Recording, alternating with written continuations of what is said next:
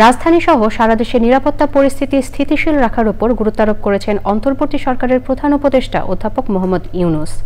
রাষ্ট্রীয় অতিথি ভবন যমুনায় প্রধান উপদেষ্টার সভাপতিত্বে দেশের সার্বিক আইনশৃঙ্খলা পরিস্থিতি নিয়ে এক উচ্চ পর্যায়ের বৈঠকে তিনি এই বিষয়ে নির্দেশনা দিয়েছেন। বৈঠকে দেশের বিভিন্ন এলাকার আইনশৃঙ্খলা পরিস্থিতির পর্যালোচনা করা হয়। নিরাপত্তা বাহিনীর ঊর্ধ্বতন কর্মকর্তারা এই বিষয়ে প্রতিবেদন উপস্থাপন করেন।